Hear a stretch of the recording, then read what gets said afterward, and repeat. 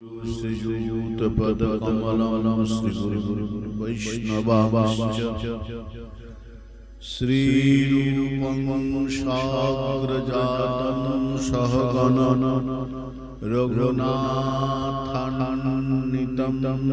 तं सजीवं साद्वैतं सावधूतं परिजन सहितं श्रीकृष्ण चैतन्यदेवं श्रीराधा कृष्ण पादं सहगण ललितां श्रीविशाखान्वितांश्च निगमकल्पतरोर्गलितं फलं शुकमुखादमृतद्रवसंयुतं पीबत भागवत रसमालयं मुहुरहो रसिका भुवि भावुकाः श्रूयतां नित्यं गीयतां मुदा चिन्ततं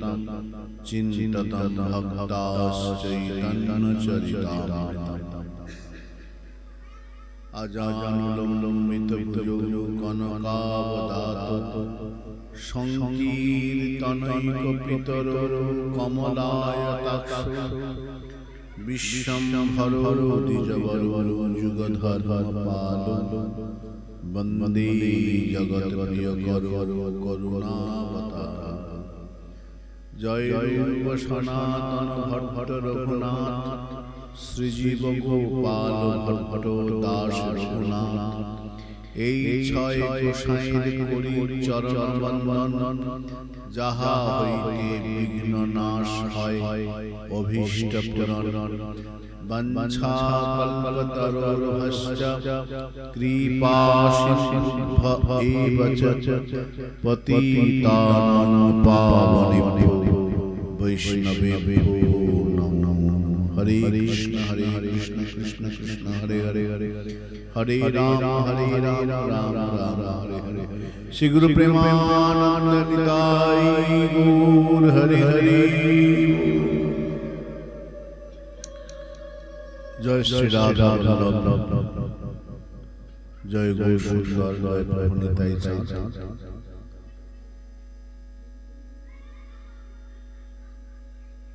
श्रीमन महाप्रभुर कलिजुग पावन अवतारी खूब सुंदर तार श्री गुरुदेव ईश्वरपुरी दीक्षा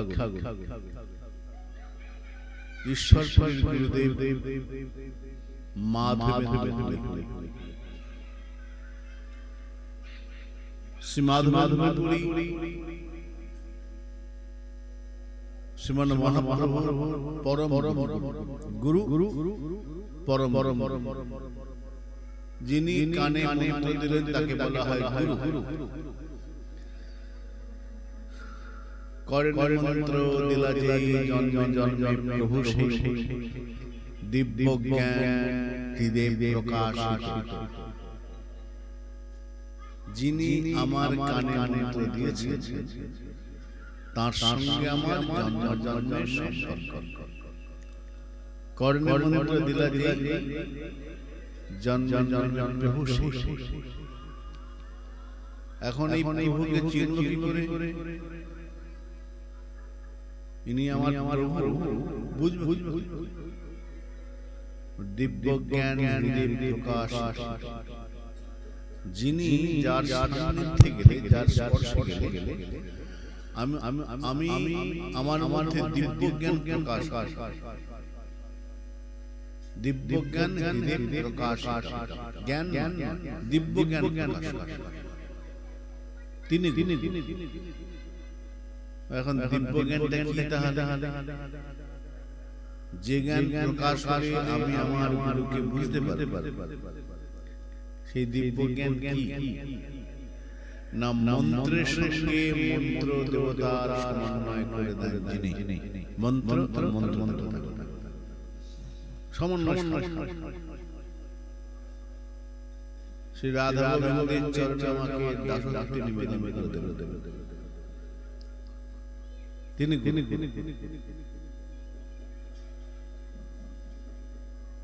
তো রাজা বীরহাম্বি তার পদের মধ্যে বলেছেন, প্রভু মোর শ্রীনিবাস পুরাইলে মনাস, রাধাপদ সুধারাশি সে পদে করিলে দাসী, গোরা পদে বাঁধি দিল চিত। দিব্যজ্ঞান কি? রাজা বীরহাম্বি বলেছেন, প্রভু মোর শ্রীনিবাস, আমার গুরুদেব আমার প্রভু শ্রীনিবাস, শ্রীনিবাস আচার্য প্রভু মোর শ্রীনিবাস। তিনি কি করেছেন? পুরাইল মনাস, আমার মনে যত আশা ছিল আশা পূর্ণ করে দিয়েছেন। বলে আমার তো আশা সুন্দর বাড়ি হবে, 4 চাকা গাড়ি হবে, এই আশাগুলো গুরুদেব পূর্ণ করবেন? না না না, এগুলো আশা, এগুলো দুরাশা, এগুলো বন্ধনের কারণ। এই আশা শ্রীগুরু চরণারতি সেই উত্তমাগতি। গুরুদেব আমাকে শ্রী গোবিন্দের সঙ্গে রাধাকৃষ্ণের সম্পর্ক স্থাপন করে দেবেন, যেটা এতদিন ছিল না, এতদিন সংসারে সম্পর্ক ছিল।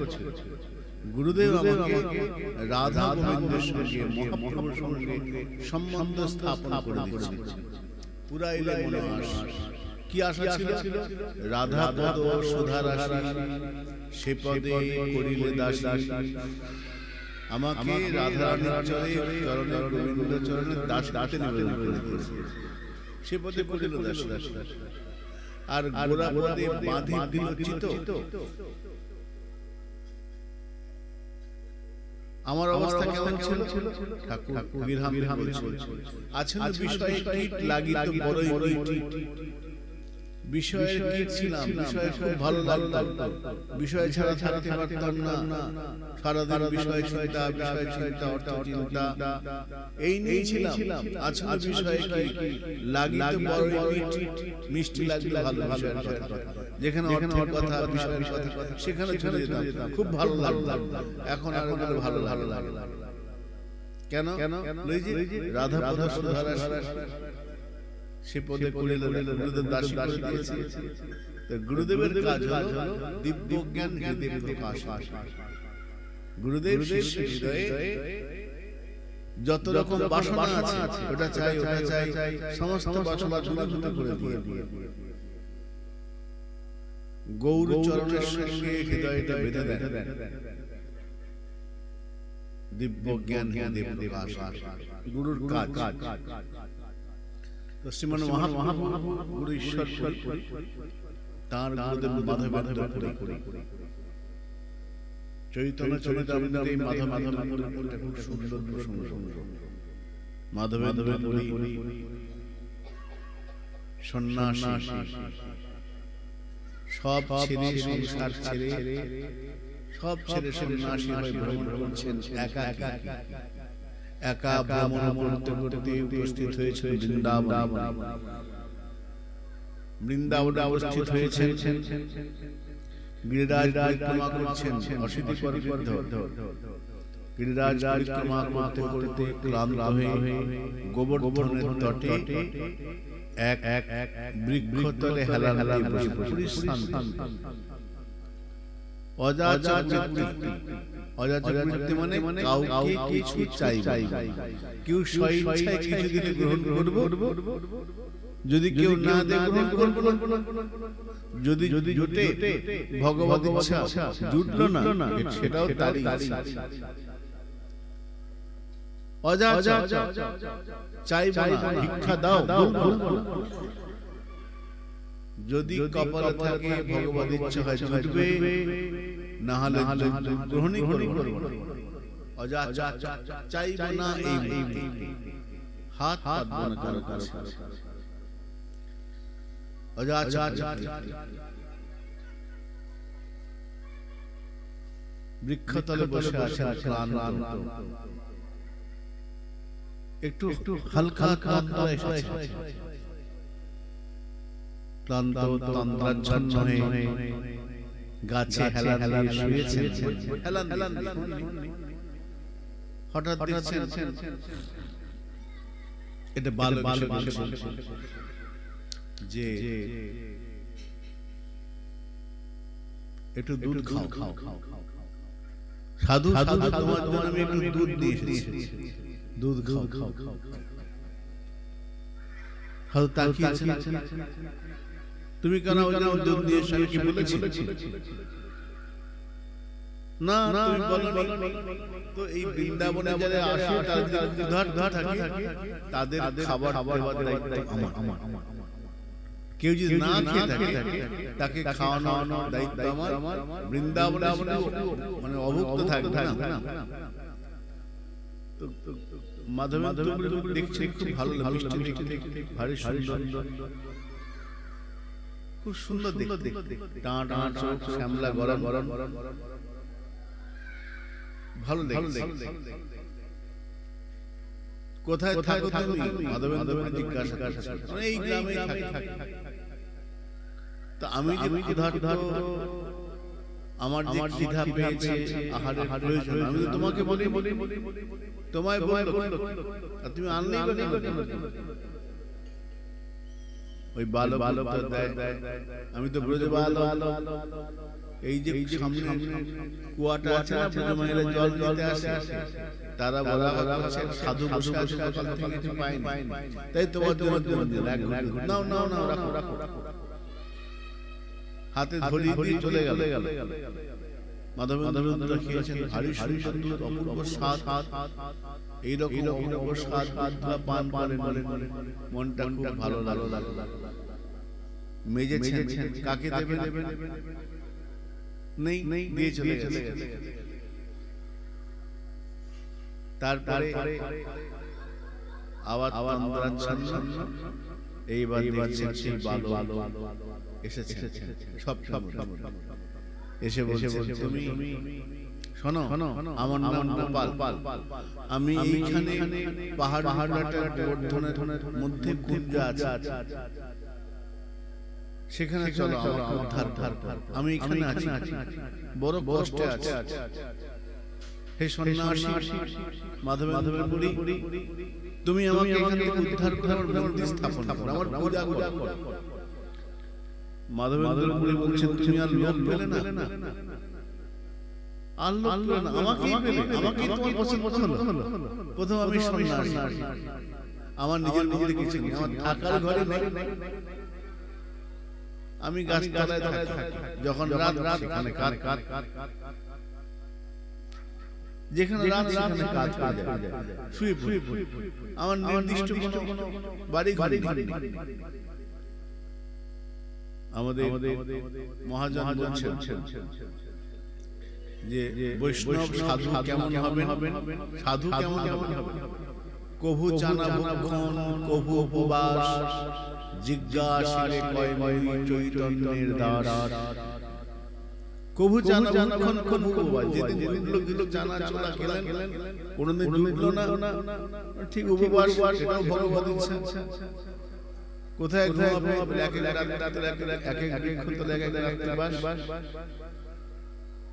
জায়গায় বেশি থাকেন না, বেশিক্ষণ থাকলে সেই জায়গাটার প্রতি মায়া পড়ে যাবে। একটা গাছের তলায় 10 দিন যদি বসো না, এই জায়গাটা আমার মনে হয়। দেখো ভিখারি যখন বৃন্দাবনে গোবর্ধন রাস্তায় ওখানে বসে জায়গায় এই রোজ বসি এটা আমার জায়গা, তার জায়গা নয়, কিন্তু ওই জায়গায় ঝগড়া লাগে। তাই সাধু এই জায়গায় বেশিক্ষণ থাকবেন না, মায়া পড়ে এক তলে এক রাত্রে বাস। বলছে, তুমি আর লোক পেলে না? আমি সন্ন্যাসী, আমার কোনো আশ্রম কিছু নেই, আমার বয়স হয়ে গেছে। আমার বয়স হয়েছে, আমার নিজস্ব কোনো জায়গা নেই, অযাচক ব্যক্তি, কাউকে চাই না, দিলে বললো, না হলে না। এমন একটা লোককে তুমি বলছো মন্দির করে দাও, আমার সেবার ব্যবস্থা করো, আমাকে নামিয়ে বিগ্রহ প্রতিষ্ঠা করো, এসব আমি পারবো? আমার দ্বারা হবে না।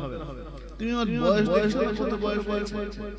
মাধব বলছে, আমি এক সন্ন্যাসী, দ্বিতীয়ত বয়স হয়েছে, তৃতীয়ত অযাচক ব্যক্তি, আমি কি করে তোমার মঠ মন্দির প্রতিষ্ঠা করব? তো তখন গোপাল বলছেন, অনেক ভক্ত আছে, কিন্তু আমি তোমাকে ঠিক করেছি, তোমাকে কাজটা করতে হবে। বলে কেন? তুমি ভালো সেবক। ভগবান সেবক, তিনি একটা ভালো সেবকের জন্য অপেক্ষা করে। তুমি উত্তম সেবক, আর উত্তম সেবকের জন্য আমি সেবক অপেক্ষা করে বসে আছি। কবে তুমি আসবে, আমাকে এই গর্ত থেকে বের করে আমার মন্দিরগুলি প্রতিষ্ঠা করে সেবা করে তোমার জন্য চরিতামৃতর আমাদের কৃষ্ণদাস কবিরাজ লেখনী মূলে পয়া লিখছেন। কি লিখলেন? চরিতামৃত লিখছেন, বহুদিন তোমার পথ করে নিরীক্ষণ, কবে আসি মাধব ধরে করিবে সেবন। গোপাল বলছে, মাধব ধরে করি। অনেক দিন তোমার আশা পথে নয়নদী বসে আছে, কবে তুমি আসবে, কবে এসে তুমি আমার সেবা প্রতিষ্ঠা করবে। তোমার আশা পথে নয়নদী বসে আছে, কবে আসবে? তাহলে কি দেখলাম? ভগবান উত্তম সেবকের জন্য অপেক্ষা করেন, ভালো সেবকের জন্য। শিষ্য হওয়ার সোজা, গুরুর কাছে গেলাম, কানে কানেলাম, হ্যাঁ হয়ে গেল। সেবক হওয়া কঠিন। সেবক বলিয়া এ তিন অক্ষর, তিনের তিনটি কাম। সেবক তো তিনটে অক্ষর আছে, সেবক তিনটে অক্ষর, তিনটে কাজ আছে। সে তিনটে গুণ যার মধ্যে আছে, সে হচ্ছে সেবক। তো মাধবপুরীকে ভগবান বলছেন, গোপাল, শ্রী গোপাল বলছেন, শোনো মাধবপুরী, তুমি আমার উত্তম সেবক, তাই তুমি কবে আসবে উদ্ধার করবে, এখানে মন্দির প্রতিষ্ঠা করে সেবা করবে, সেই আশায় আমি বসে আছি। বহুদিন তোমার পথ করে নিরীক্ষণ, কবে আসি মাধব ধরে করিবে সেবন। শীত গ্রীষ্ম বর্ষায় বড় কষ্ট পাই। ভালোই গোবর্ধনে আছে, ভালোই তো আছে, আবার মন্দির করতে হবে কেন? বলে বড় কষ্টে আছে। ঠাকুর বলছেন, বিগ্রহ বলছে, আমি বড় কষ্টে আছি, আমার এখানে বিগ্রহ আছে। ঠাকুর আবার কিসের কষ্ট? বিগ্রহ উত্তর দিচ্ছেন, শীত গ্রীষ্ম বর্ষা বড় কষ্ট পাই, আমার শীতের সময় ঠান্ডা লাগে, তোমাদের যেমন লাগে। ঠাকুর বলছেন, আমার শীতের সময় ঠান্ডা লাগে, গ্রীষ্ম গরমকালে গরম লাগে, শীত গ্রীষ্ম বৃষ্টি বড় কষ্ট পাই, তুমি আমাকে উদ্ধার এখান থেকে নিয়ে যাও। ঘুমটা ভাঙলো, হাহাকার করে কেঁদে উঠলেন। সে এসেছিল, আমি চিনতে পারলাম না, এলো দুধ দিল, খাওয়ালো, আদর করলো, চিনতে পারলাম না, কাঁদছেন। সকাল হয়েছে, সমস্ত ব্রজবাসীদের ডাকলো, ডেকে বললেন, এইখানে গোবর্ধন শ্রী গোপাল বিগ্রহ রয়েছে, লুকায়িত অবস্থায়। ম্লেচ্ছদের আক্রমণের ভয়ে সেবক এখানে রেখে চলে গেছে, উদ্ধার কর। সমস্ত ব্রজবাসী গোবর্ধনের জায়গায় বসে দিলেন, হ্যাঁ একটা বিগ্রহ আছে, ভারী গোপাল বিগ্রহ পেয়েছে। এখন বিগ্রহ থেকে নামাতে হয়তো 10-12 জন ব্রাহ্মণ, সুন্দর চেহারা, ভালো ভালো চেহারা ব্রাহ্মণ ব্রজবাসী, তারা পারছেন না, ক্লান্ত হয়ে পড়েছেন। কিন্তু ভারী ও সন্ন্যাসীরা একটু ভারী।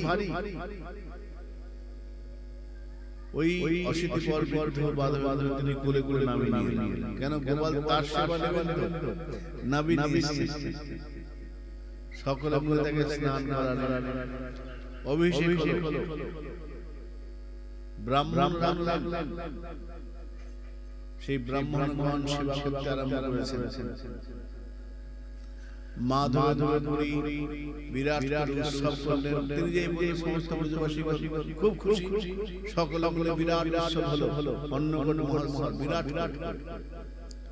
অন্নের পাহাড়, অন্নকূট মহোৎসব সেবা চলছে। হঠাৎ একদিন গোপাল স্বল্প দেখা দিচ্ছে মাধবপুরী।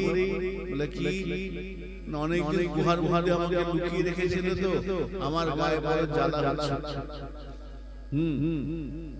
আমি কি করবো? বলে আমার গায়ে 1 মাস ধরে চন্দন মাখাতে হবে, চন্দন নিয়ে একটা বায়না। বলে বিগ্রহ করো। আচ্ছা, বিগ্রহ নামানো হলো, স্নান করে পূজা করা আছে শুরু করলাম। এখন বলে চন্দন আনতে হবে। বলে আমার গায়ে বড় জ্বালা। বিগ্রহ বলছে, ঠাকুর বলছে আমার গায়ে বড় জ্বালা, এতদিন লুকায়িত ছিলাম তো, গুহার মধ্যে রাখছিলাম, বড় জ্বালা। এখন কোথায় পাবো চন্দন? বলে সে তুমি দেখো, আমি আমার সমস্যার কথা বলেছি, এইবার তোমাকে সেবা ব্যবস্থা করতে হবে। মাধবপুরী কি আর করেন, বৃন্দাবন থেকে বের হয়েছে, হাঁটতে হাঁটতে পুরীতে। পুরী যাবেন, রাস্তায় পড়লো ক্ষীরচোরা গোপীনাথ। ক্ষীরচোরা গোপীনাথ তখন তার ক্ষীরচোরা নাম হয়নি, তখন ছিল শুধু গোপীনাথ। সেখানে পৌঁছেছে, বিগ্রহ দেখলে মাধবপুরী ভারী সুন্দর বিগ্রহ। আহা, কি সুন্দর গঠন, কি সুন্দর সেবার পরিপাটি, সময় সময় ভোগ লাগছে। বিশেষ করে রাত্রিবেলায় 12টা মাটির হান্ডিতে ক্ষীর ভোগ লাগে। মন্দিরে ক্ষীর তৈরি হয়, অপূর্ব ক্ষীর। মাধবপুরী সব কিভাবে সেবা হয়, পরিপাটি হয় শুনলেন, জানলেন। মনে মনে ভাবছেন আমি ফিরে গিয়ে আমার বলে এইরকম করে সুন্দর করে গুছিয়ে সেবা করব। এখন যখন রাত্রিবেলা পূজারি বলল, রাত্রিবেলা রোজ দ্বাদশ মাটির ভান্ডারে ক্ষীর ভোগ লাগে, উনি মনে মনে ভাবছেন তাহলে আমি গোপালকে ক্ষীর দিতে পারি।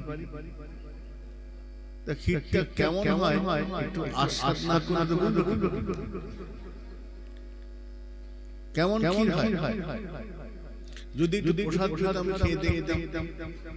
পরক্ষণে মনে আমি না সন্ন্যাসী, আমি না সর্বত্যাগী সন্ন্যাসী, আমি ওই ক্ষীরের জন্য মনে লোভ হলো, নিজের জন্য না। তার মনে হয়েছে একটু খেয়ে দেখে বুঝতে পারতাম কেমন হয়, তাহলে আমার ভোগ লাগাবো, এইটা কিন্তু লোভ তো হয়েছে। আমি ভেবে নিলাম, মনটা দুঃখে ভরে গেল। মন্দিরে প্রণাম করে বেরিয়ে এসেছে। থাকবে কোথায়? আমাদের মধ্যে তো না, আগে ঘর করে রাস্তা সব ঠিক করে পৌঁছে যাবো, এরকম কোথায় থাকবে?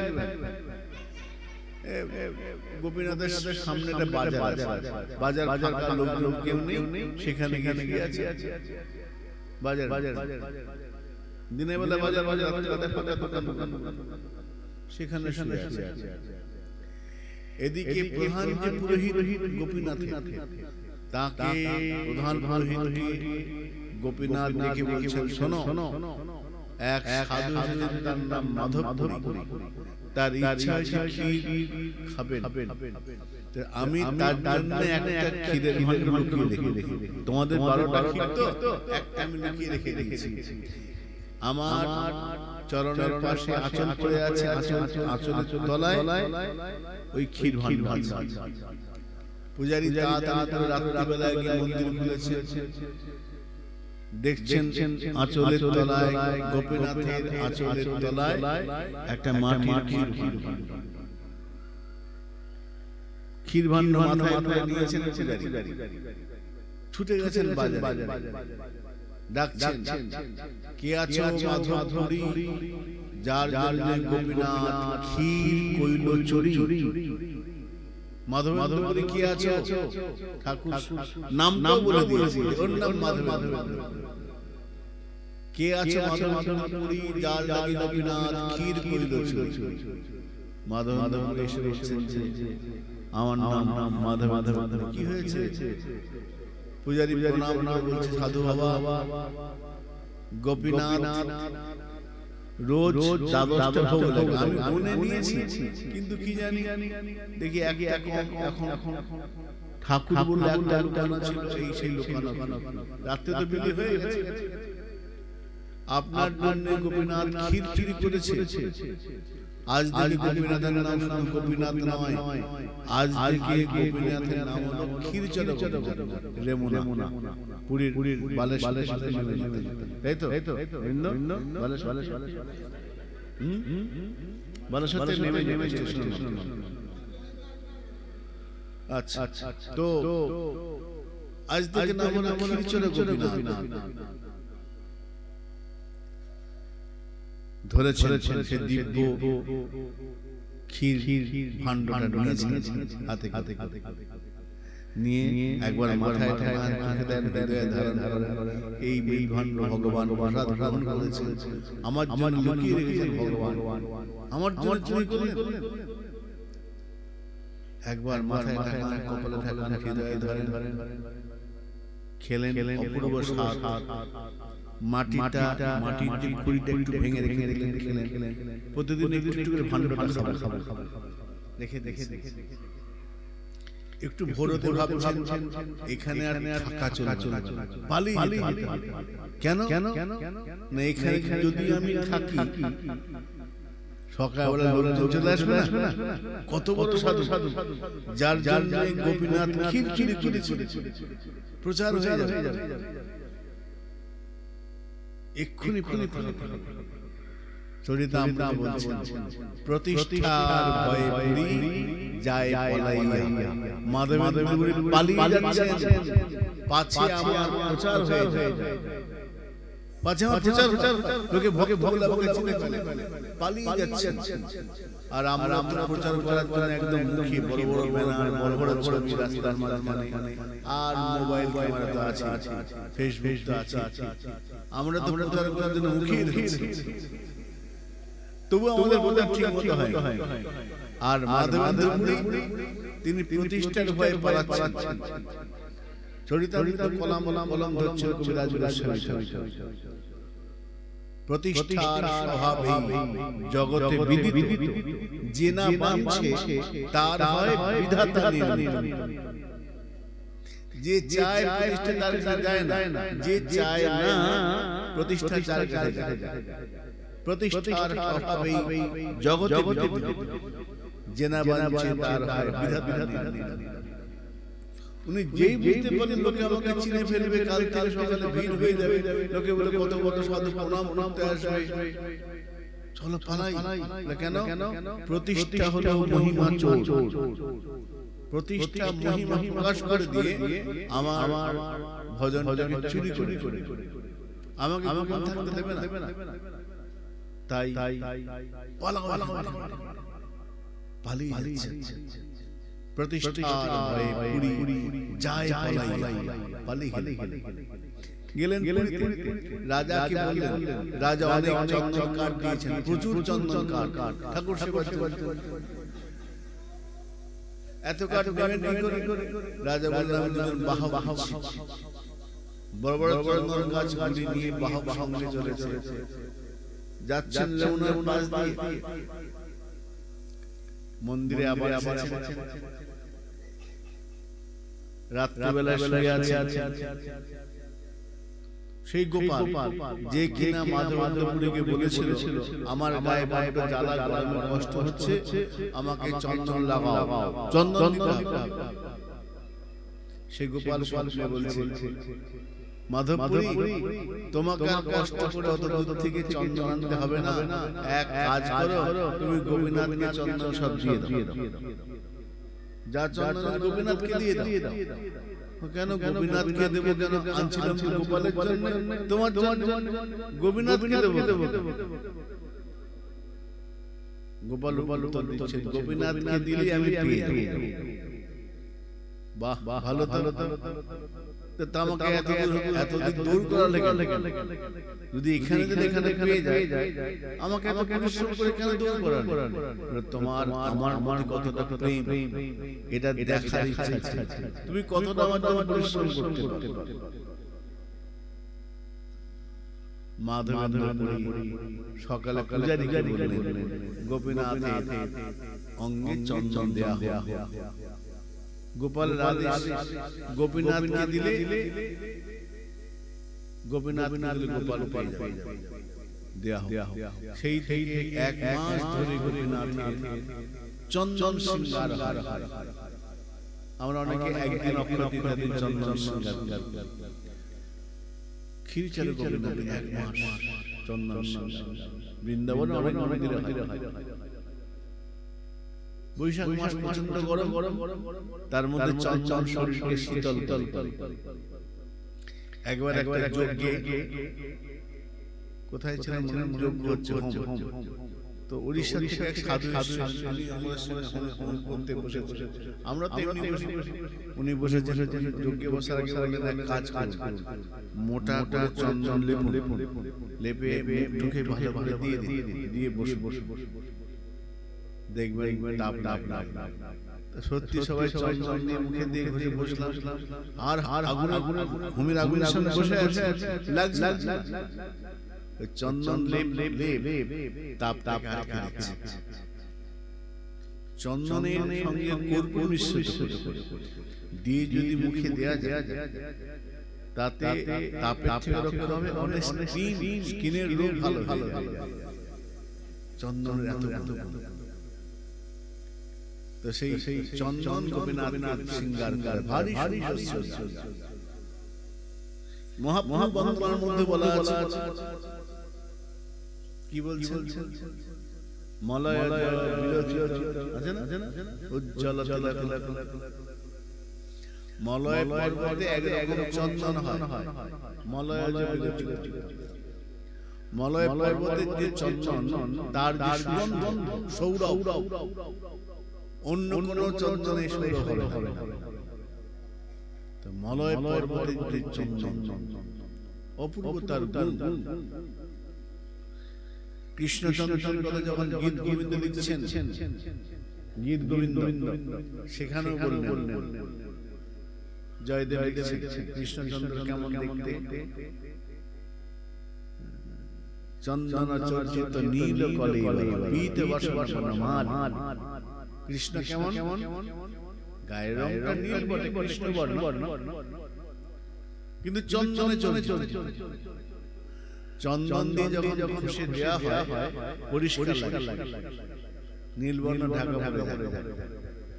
চন্দনে চর্চিত নীল কলেবর, শ্রী গোবিন্দের যে নীল কলেবর, সেই কলেবর নীল রংটা নবনীত কান্তি ধরম যে বর্ণ, সেই বর্ণটা ঢাকা পড়ে যায় চন্দনে শোভা।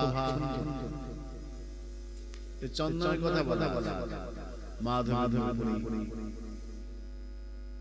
তিনি চন্দন নিলেন, গোপীনাথকে দিলেন এবং তো শ্রীমান মহাপ্রভুর পরম গুরু মাধবেন্দ্র, যিনি অজাত মহাপ্রভুর যে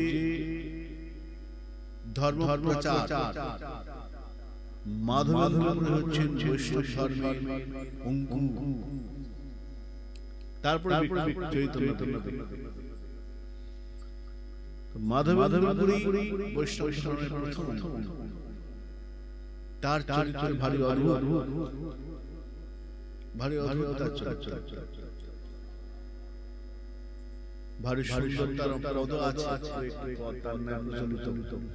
একটা পদ আছে, সম্পূর্ণ লাইনটা মনে এক জায়গায় বলছেন, সাজলধনী চঞ্চল বদনী শ্যামদল পদ লিখছেন। শ্রী গোবিন্দকে দর্শন করার জন্য সখীগণ সাজছেন, রাধারানী সাজছেন, সাজ আলা ধ্বনি, সেই ধ্বনি দেখতে কেমন চন্দ্রবদন, রাধারানীর বদনটা চন্দ্রের মতো, চন্দ্রের কিরণের শোভা, সাজ আলা ধ্বনি চন্দ্রবদন। কেন সাজছেন? কেন? শ্যাম দর্শন আশা, কৃষ্ণ দর্শন সাজছেন। আচ্ছা, কৃষ্ণ দর্শন করে সাজার কি আছে? কৃষ্ণ দর্শন যেমন সাজার কি আছে? মহাজন আশ্বাস করছেন, কেন সাজছেন জানো? না, শ্রী গোবিন্দ যখন আমার সাজটা দেখবেন, দেখে তার যে আনন্দ হবে, এই আনন্দ দেখে আমি সাজি নিজের সুখের জন্য নয়, তার সুখের জন্য। তোমার কুশলী কুশল মানি,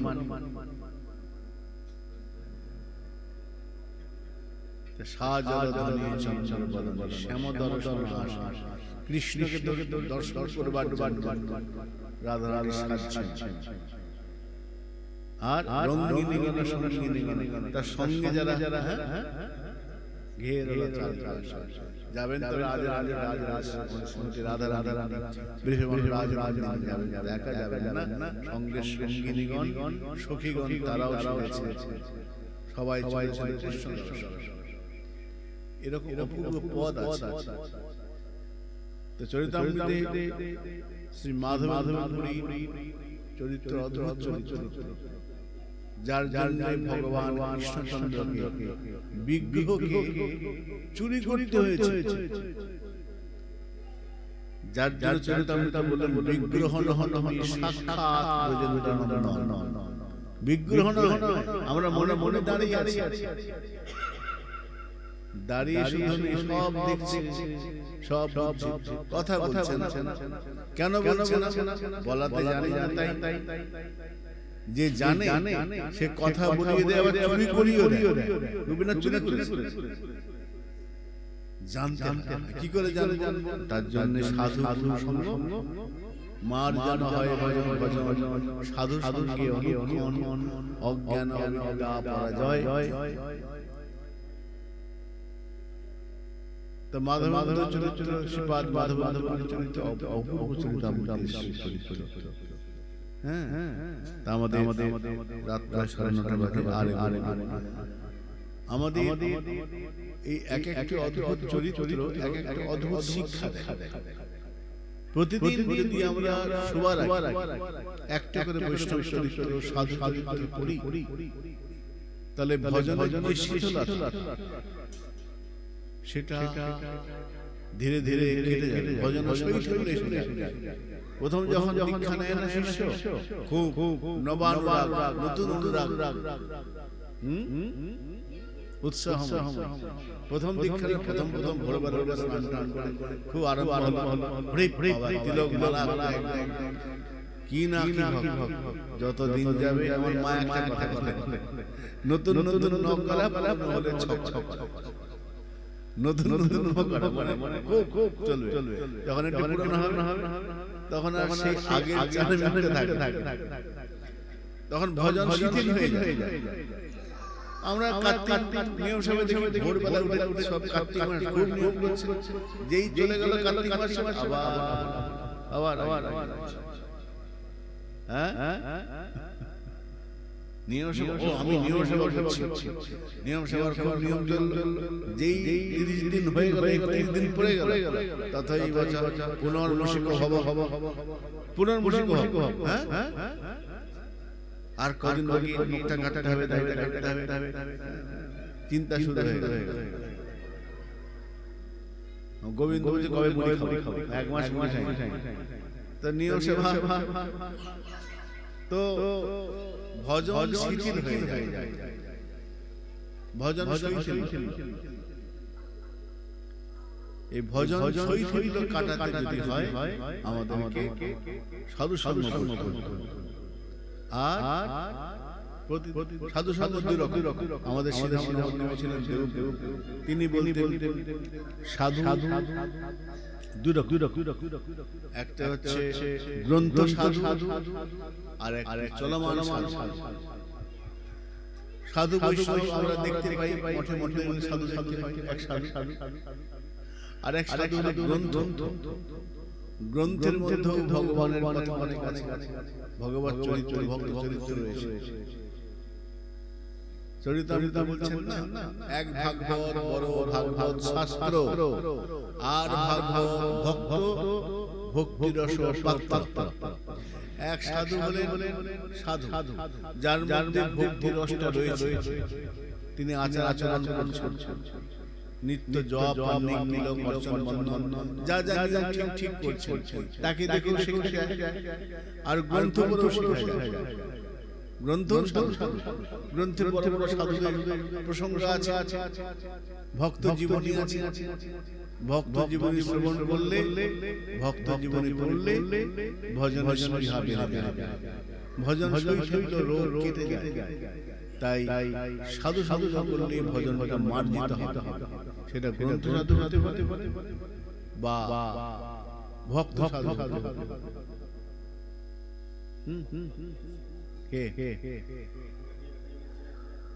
ভক্তমাল আমার দাদু প্রভুপাদ বলতেন, মনে যদি থাকে গোলমাল পড়ে ফেলো ভক্তমাল। আর তোমার মনে যদি কোনো প্রশ্ন থাকে, বুঝতে পারছো না, তো ভক্তমাল চরিত্র পড়ো, সব গোলমাল কেটে যাবে। যেখানে যেখানে কঠিন কঠিন প্রশ্ন আছে সেগুলো সব ভক্তমাল গ্রন্থ। অনেক ভারতের সাধক গরু বৈষ্ণব জীবন ভক্তমাল এগুলো করলে ভজনের স্পৃহা বেড়ে যাবে। তো আমরা করে ভজন করব এই বলে আর এগোচ্ছি না, এখানে বিশ্রাম রাখি। মনে হচ্ছে নিশ্চয়ই গরম গরম কিন্তু হয়ে গেছে, প্রসাদ হয়ে গেছে, অতএব বিশ্রাম রাখি। হ্যাঁ, মনটা ওদিকে চলে যাচ্ছে। শ্রী গুরু প্রেমানন্দ নিতাই গৌর হরি হরি বল। জয়